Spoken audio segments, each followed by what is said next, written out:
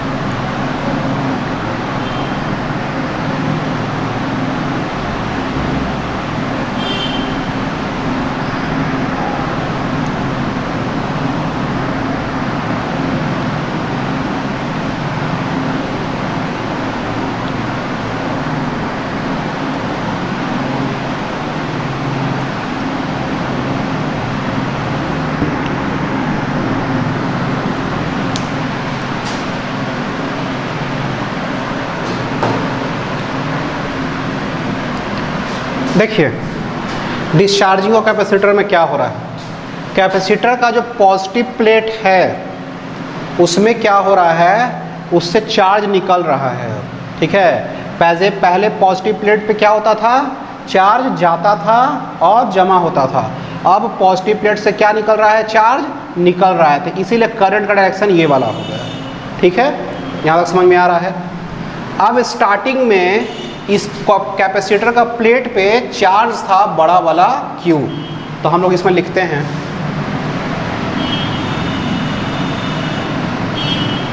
पहले लिखते हैं to discharge the capacitor, to discharge the capacitor, the capacitor is connected to a resistor। Capacitor को क्या कर देते हैं हम लोग, एक रजिस्टर से कनेक्ट करा देते हैं। अब अगला, now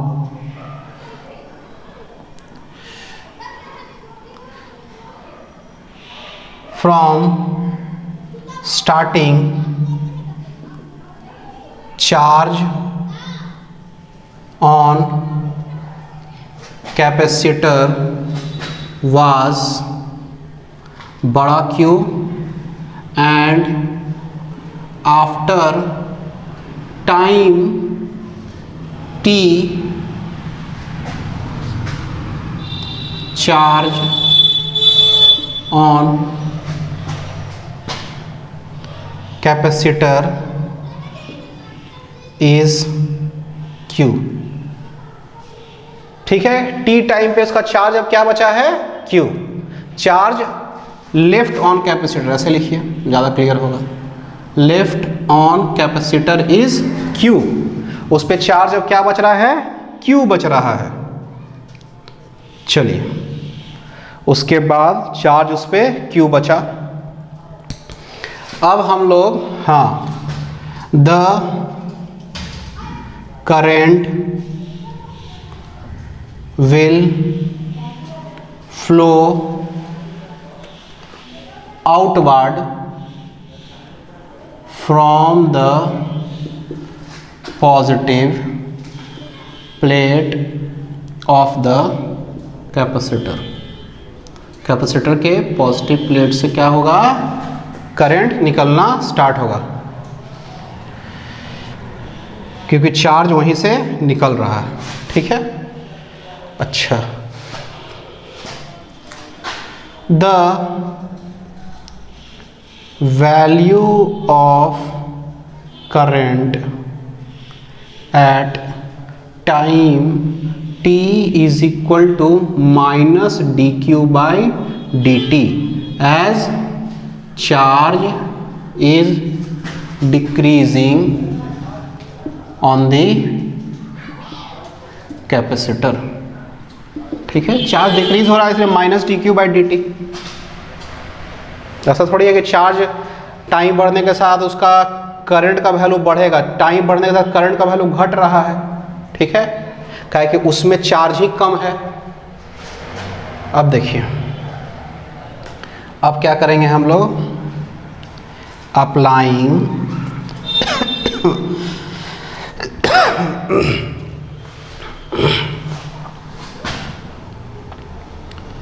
Kirchhoff's loop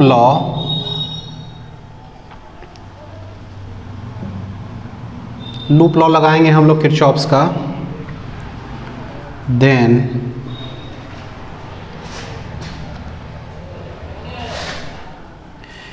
Q by C.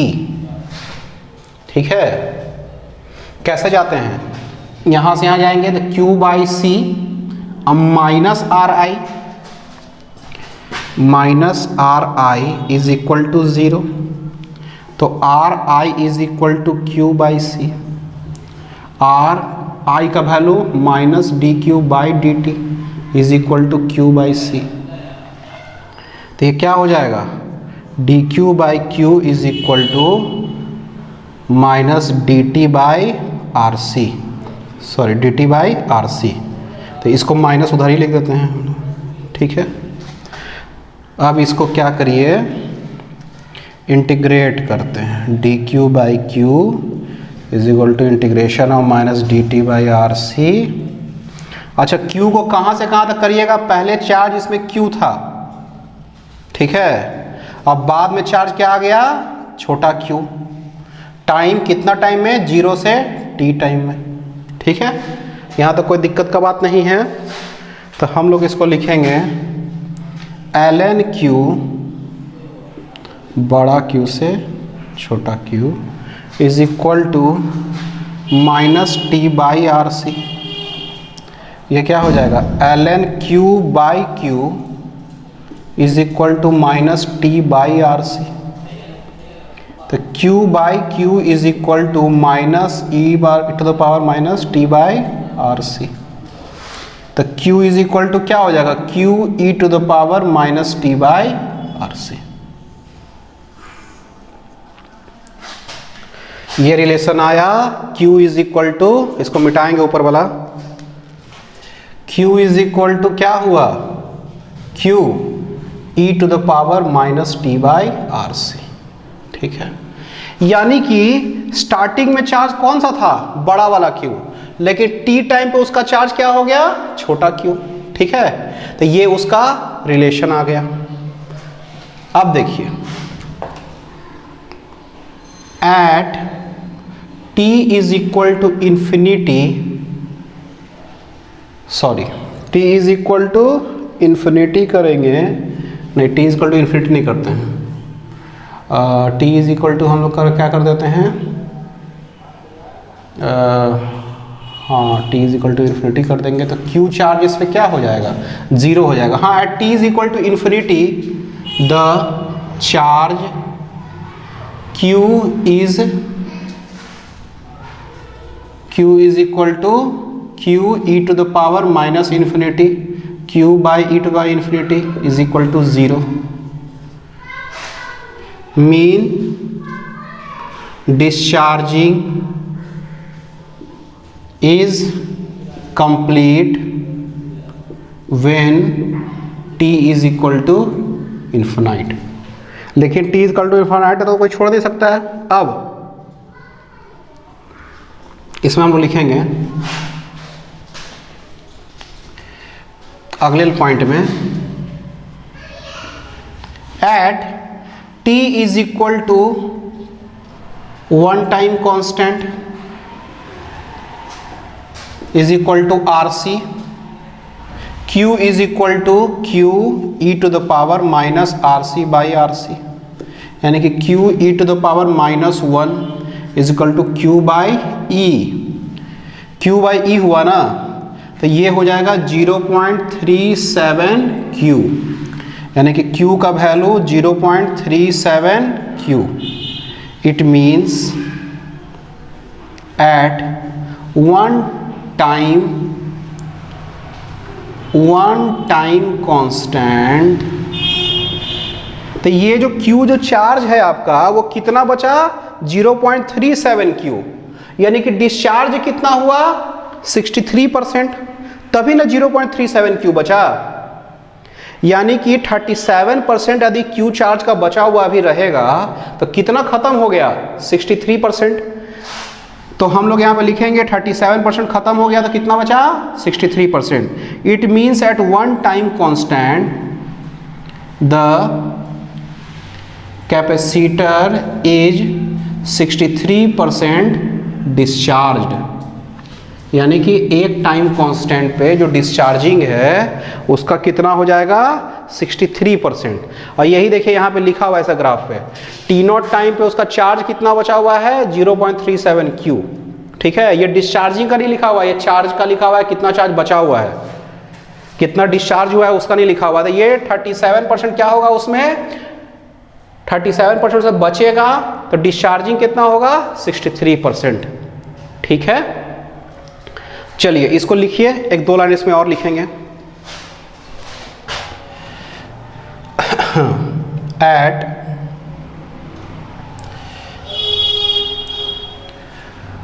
Four और 5 time constant 99% of the charging or discharging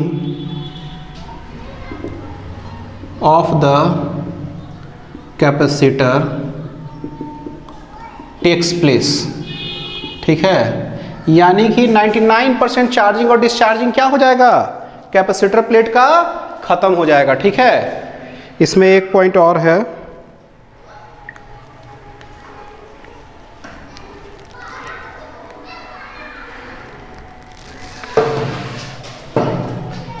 इसमें एक लाइन और लिख लीजिएगा, charging and discharging takes fraction of second, मतलब सेकेंड के भी छोटा fraction of second to complete. ठीक है, चलिए इसको यहाँ तक उतारिए, फिर हम लोग क्या करेंगे, दो क्वेश्चन बनाएंगे इस पे। The capacitor of capacitance 100 microfarad, 100 microfarad is charged by a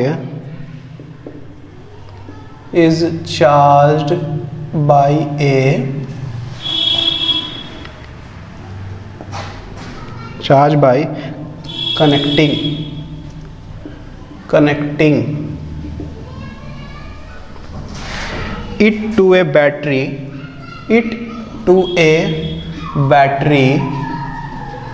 of EMF 12 volt and internal resistance 2 ohm and internal resistance 2 ohm।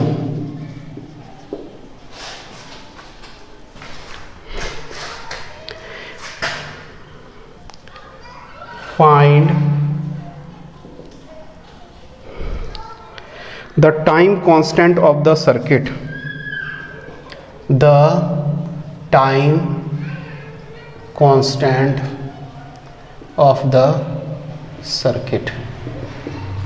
ठीक है, time constant of the circuit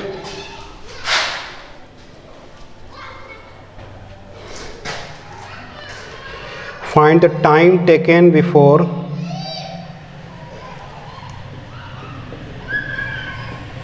find the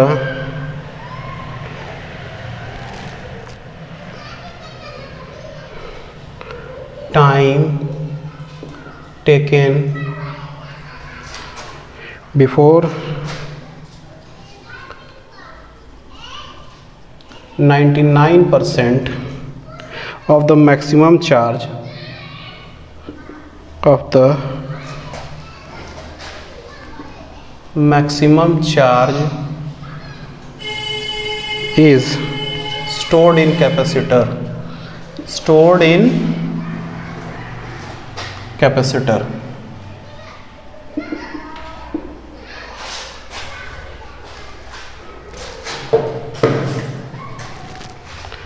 question को देखिए आप लोग कैसे बनाइएगा।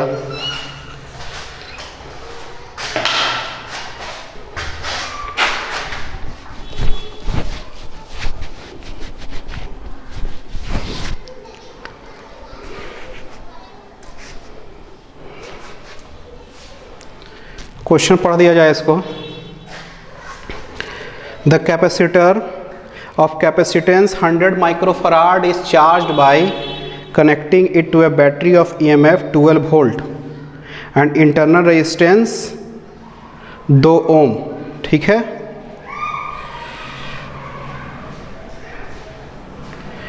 Find the time constant of the circuit. तो इसमें हम लोग को time constant of the circuit निकालने का है। ठीक है, अच्छा, find the time taken before 99% of the maximum charge is complete. ठीक है, तो हम लोग को टाइम कांस्टेंट निकालना है कि मैक्सिमम चार्ज इसका क्या हो जाए, कंप्लीट हो जाए। चलिए देखा जाए इसको कैसे बनाएंगे। कैपेसिटर का capacitance C is equal to 100 microfarad, 100 into 10 to the power minus 6 farad, 10 to the power minus 4 farad. ठीक है, अच्छा, बैटरी का EMF कितना है, 12 वोल्ट। टाइम कांस्टेंट निकालना है ना। अच्छा, इंटरनल रेजिस्टेंस वो उसी रेजिस्टेंस का बात कर रहा है, वो रेजिस्टेंस का वैल्यू कितना है, 2 ओम। वो जो रेजिस्टेंस है इंटरनल एक्सटर्नल सब मिलाकर उसका रेजिस्टेंस का वैल्यू है। ठीक है, तो वही रेजिस्टेंस का वो बात कर रहा है, 2 ohm. Find the time constant of the circuit. Time constant जो होता है वो क्या होता है जी, RC, यानी कि 2 और 10 to the power minus 4 second. ठीक है, इतना ही ना हुआ। तो इसको हम लोग क्या कर सकते हैं, इसको हम लोग कर देते हैं 20, इसको बड़ा करेंगे तो ये क्या हो जाएगा, और छोटा हो जाएगा। नहीं, इसको ऐसा करते हैं, इसको मिली सेकंड में कर देते हैं, तो -3। तो ये 0.2 इसको छोटा करेंगे तो ये और बड़ा हो जाएगा सेकंड, यानी कि 0.2 मिली सेकंड। ठीक है, ये टाइम कांस्टेंट, इसको टाउ भी बहुत बार लिखा जाता है, टाउ नॉट, 0.2 मिली सेकंड इसका टाइम कांस्टेंट निकल गया। ठीक है, अब time taken before 99% of the maximum charge is stored in capacitor. तो 99% of the maximum charge store हो जाता है कैपेसिटर में। उसमें जो टाइम कांस्टेंट का वैल्यू निकालना है, फाइंड द टाइम टेकन निकालना है, तो वो कैसे निकालेंगे। ठीक है, फाइंड द टाइम टेकन। तो देखिए मेरे पास जो रिलेशन है Q is equal to EC 1 minus E to the power minus T by RC। तो Q क्या है, 99% ऑफ द मैक्सिमम चार्ज, और मैक्सिमम चार्ज क्या है, EC। तो 0.99 of EC is equal to EC आइयो 1 minus E to the power minus T। ये जो टाइम कांस्टेंट का जो वैल्यू है क्या है, find the time taken before, ठीक है। तो ये जो टाइम कांस्टेंट RC का वैल्यू 0.2 है, यानी कि -t/0.2। टाइम का जो भी वैल्यू आएगा वो मिली सेकंड में आएगा, क्योंकि 0.2 मिली सेकंड में है, ठीक है। ये कट गया, 1 - e to the power -t/0.2, मतलब ये पूरा कट गया, इज इक्वल टू कितना हो गया, 0.99। अब ये क्या होगा, e to the power -t/0.2, 1 - 0.99 तो 0.01। अच्छा, हम इसको क्या करते हैं, ln लगा देते हैं, ठीक है। ln लगा देते हैं, ln लगा दे इसको, इसका जो वैल्यू आ जाएगा 0.01 हो गया ना। तो इसको हम लोग कैसे करेंगे, ln लगा देते हैं, e to the base e, ये क्या होगा, इसको log लिखा जाता है, ऐसे log लगा देते हैं, तो -t/0.2 log e to the base 0.01 ऐसा आ गया, ठीक है। इसको ऐसे लिख सकते हैं, log e to the base 10 to the power -2, ये log e to the base, ये कितना वैल्यू हो जाएगा, -t/0.2, ठीक है। तो इसका वैल्यू कितना हो जाएगा, इसका कैलकुलेट कीजिए, इसको तो कैलकुलेट करना पड़ेगा।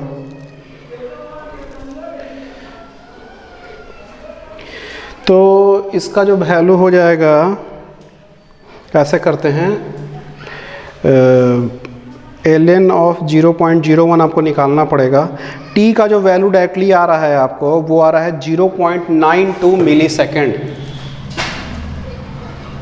ये आ रहा है 0.92 मिली सेकेंड। इसमें आप वैल्यू इसका निकालिएगा, ln 10 टू द पावर -2 या ln 0.01, इसका वैल्यू जब निकालिएगा तो आपका वैल्यू जो आएगा उसे कैलकुलेट कीजिएगा, तो 0.92 मिली सेकेंड आ जाएगा, ठीक है। तो ये आपका टाइम का वैल्यू आ गया, ठीक है।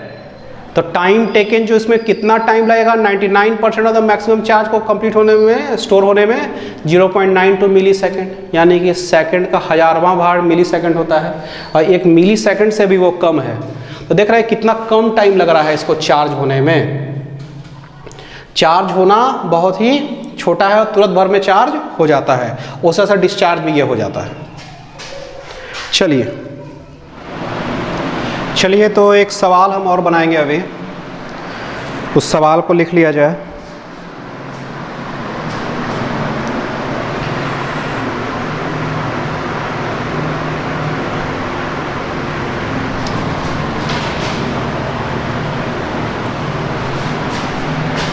The plate of a 50 microfarad capacitor is charged to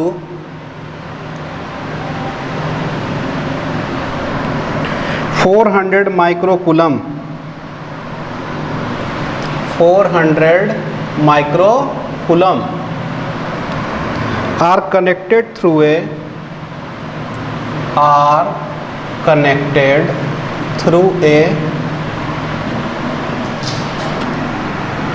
resistance of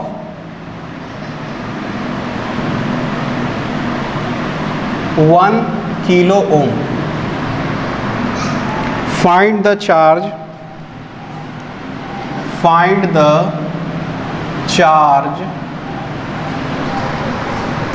remaining on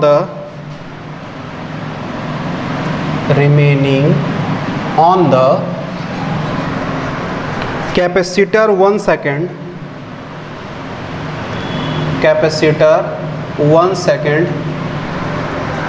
after the connection is made. After the connection is made. ठीक है, तो जब कनेक्शन बन जाता है तो चार्ज रिमेनिंग 1 सेकंड में कितना रहता है यही निकालना है ना। प्लेट कितना दिया हुआ है, 50 माइक्रोफराड कैपेसिटेंस का।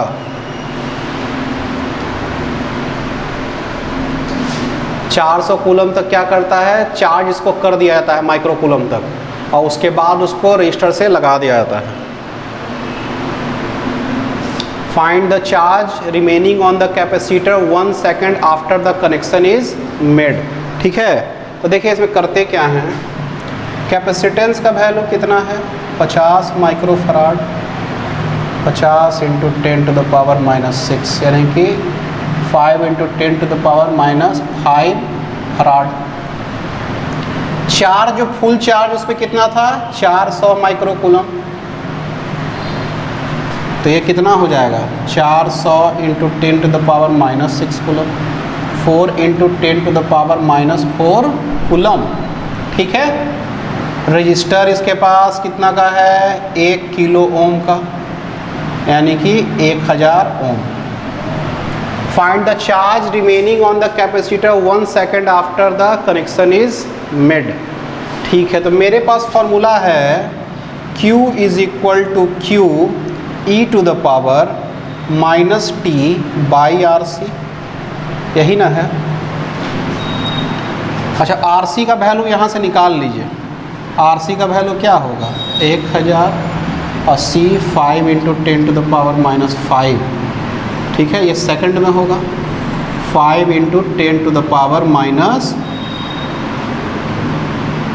सेकंड। समझ में आ रहा है बात, ये इतना सेकंड हो गया। अब देखिए ये RC का वैल्यू हो गया 5 × 10⁻² सेकंड। अब हम लोग क्या करते हैं, और ये T का जो वैल्यू है वो कितना दिया हुआ है 1 सेकंड, इस पे हमको निकालने का है। तो ये पूरा डाटा दिया हुआ है आपका। ठीक है, अब ये वाला फॉर्मूला अप्लाई करने का है। क्या पूछ रहा है, फाइंड द चार्ज रिमेनिंग। तो ये Q का वैल्यू, बड़ा वाला Q का वैल्यू तो दिया हुआ है 4 × 10⁻⁻4 e⁻t /RC -1/5 × 10⁻², 4 × 10⁻⁻4 e⁻100/5, 4 × 10⁻⁻4 e⁻20। सही है। Find the charge remaining on the capacitor 1 second. तो इसका हम लोग वैल्यू निकालेंगे। ये सही है ना, यहाँ तक इसको चेक कीजिएगा। तो यहाँ तक तो कोई दिक्कत का बात नहीं है। RC का वैल्यू कितना आ गया, ठीक है 0.05। ठीक है 0.05 ही इसको कर देते हैं 400। ठीक है, तो इसका वैल्यू जो आ रहा है 8.2 ×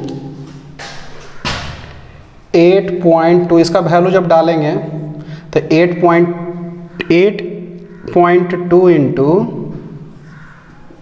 10⁻⁻7 माइक्रो कूलम, ये Q का वैल्यू आ जाएगा। ठीक है, ये Q का वैल्यू आ गया। इतना चार्ज इस पे बचेगा। स्टार्टिंग में चार्ज कितना था, इतना कूलम था।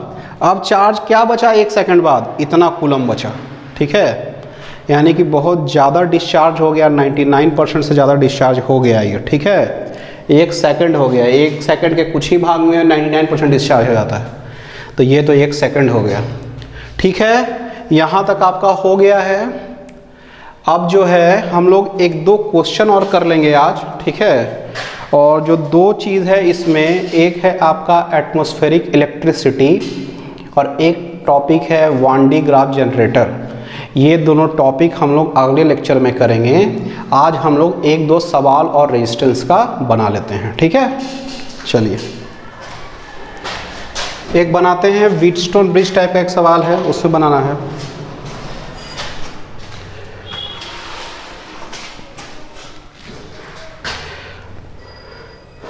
find the equivalent resistance of the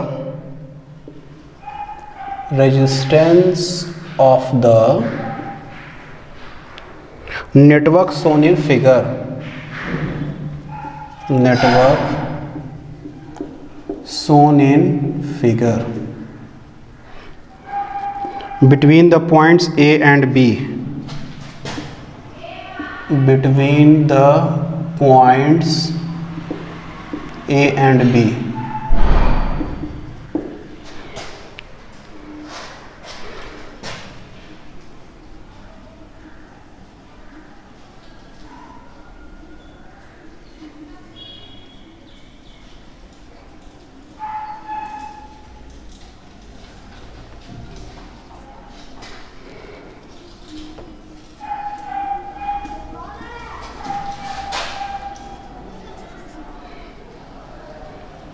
पचास ओम, 15 ओम, 30 ओम, 15 ओम, 30 ओम। ठीक है, कैसे बने ये सवाल? हमको क्या करना है? इक्विवेलेंट रेजिस्टेंस निकालने का है। कैसे इस सवाल की तरफ अप्रोच हम लोग लेंगे? हम लोग क्या पढ़े थे? व्हीटस्टोन ब्रिज पढ़े थे। व्हीटस्टोन ब्रिज जब पढ़े थे तो उसमें हम लोग एक रिलेशन लाए थे, R1/R2 is equal to R3/R4। यानी कि ऐसे R1/R2 is equal to R3/R4। यदि ये है तो व्हीटस्टोन ब्रिज क्या हो जाएगा? बैलेंस्ड हो जाएगा। तो ये बैलेंस व्हीटस्टोन ब्रिज है कि अनबैलेंस व्हीटस्टोन ब्रिज है? काहे कि ये तो रजिस्टर इस तरह से लगा हुआ है कि लग रहा है कि ये व्हीटस्टोन ब्रिज टाइप का है। तो हम लोग इसको चेक करेंगे। तो R1/R2 निकालें तो 15/15 1 इज इक्वल टू R3/R4 30/30 वो भी 1, यानी कि 1 बराबर 1 आ गया इसमें।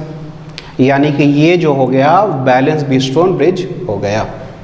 यदि ऐसा हो जाता था तो हम लोग यहाँ बीच में गैल्वेनोमीटर लगाइए चाहे कुछ भी लगाइए, करंट तो यहाँ से यहाँ नहीं जाएगा। क्या कि जब बैलेंस रहेगा तो करंट यहाँ से यहाँ जाएगा ही नहीं। तो ये रजिस्टर लगाइए चाहे नहीं लगाइए, क्या फ़र्क पड़ना है उससे?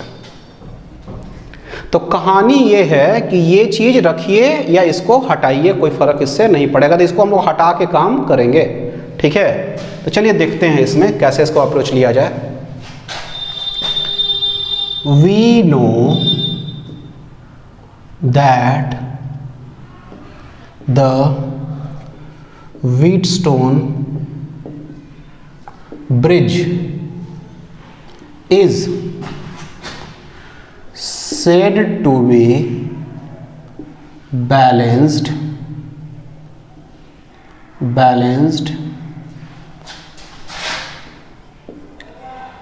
Wheatstone bridge. Balance Wheatstone bridge होता है when R1/R2 is equal to R3/R4, यानी कि ऐसा रहे।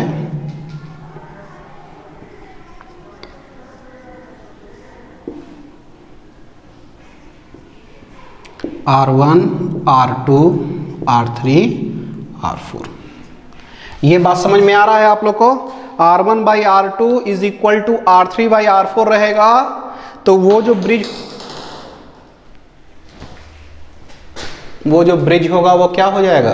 बैलेंस व्हीटस्टोन ब्रिज हो जाएगा। ठीक है, तो यहाँ पे लिखना है here in the above question R1 is equal to 15, R2 is equal to 15, R3 is equal to 30, R4 is equal to 30। Therefore R1/R2 is equal to R3/R4। R1/R2 is equal to 15/15 is equal to 1, R3/R4 is equal to 1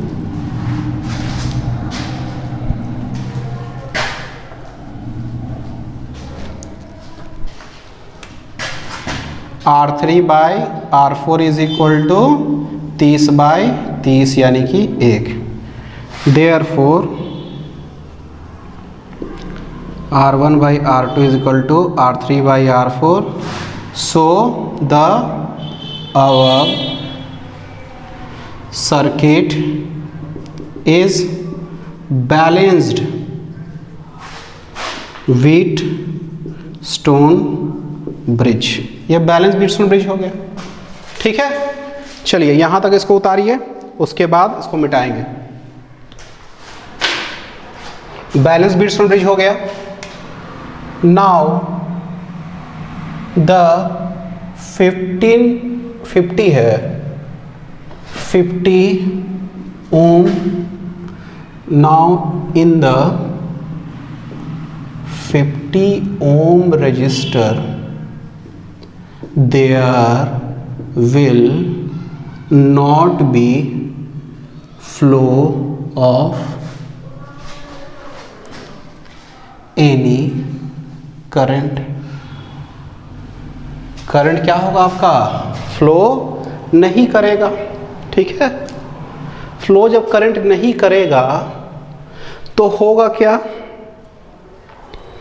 current जब flow ही नहीं करेगा तो यहाँ का potential same हो जाएगा। ठीक है, तो देखिए यहाँ का पोटेंशियल सेम हो गया, तो इसको हम लोग हटा भी सकते हैं। ठीक है,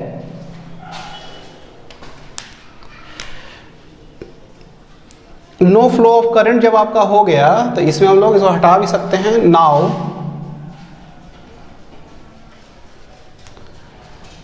the equivalent circuit will be, equivalent जो सर्किट जो होगा आपका वो क्या होगा, जब करंट उसमें जाएगा नहीं तो इसका यूज नहीं है, तो इसको इक्विवेलेंट सर्किट कैसा हो जाएगा, ऐसा।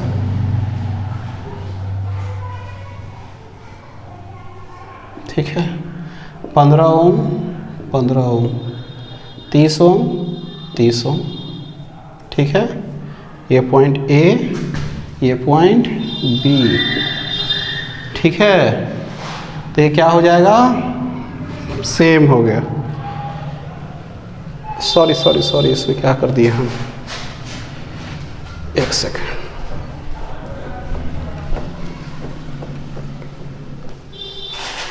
देखिए इसमें क्या हो रहा है कि ये जब नहीं रहेगा तो इसका पोटेंशियल और इसका पोटेंशियल सेम ऐसे लिखते हैं, ए और B. Now the potential at A and B is same. So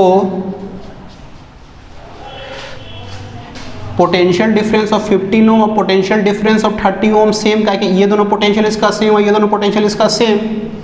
so 15 ohm and 30 ohm resistor will be parallel as potential difference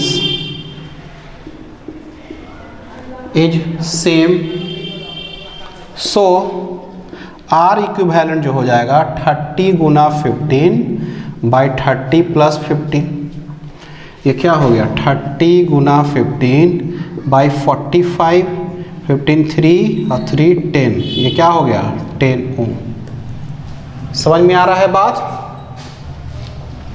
समझ में आ रहा है ना बात, इसको लिखिएगा। अब देखिए इसको, now equivalent circuit will be, ऐसा एक ठो 10 ओम का, फिर ये क्या हो जाएगा, वो दोनों मिलके भी क्या बन जाएगा 10 ओम का, और ये पॉइंट बी, ये पॉइंट ए। इसीलिए R total is equal to 10 + 10 is equal to 20 ohm. समझ में आ रहा है ये बात, आर 10 + 10 क्या हो गया 20 ओम हो गया। ये 20 ओम का आपका रेजिस्टेंस हो जाएगा इस दोनों के बीच का। इसलिए हम लिख सकते हैं therefore the equivalent resistance between A and B is of 20 ohm। ये क्या हो गया? 20 ओम का रेजिस्टेंस हो गया। ठीक है, इसको लिख लीजिएगा और आज के लिए हम लोग रहने देते हैं, और अगले क्लास में हम लोग एटमॉस्फेरिक इलेक्ट्रिसिटी और वान डी ग्राफ जनरेटर को हम लोग पढ़ेंगे। ठीक है, चलिए।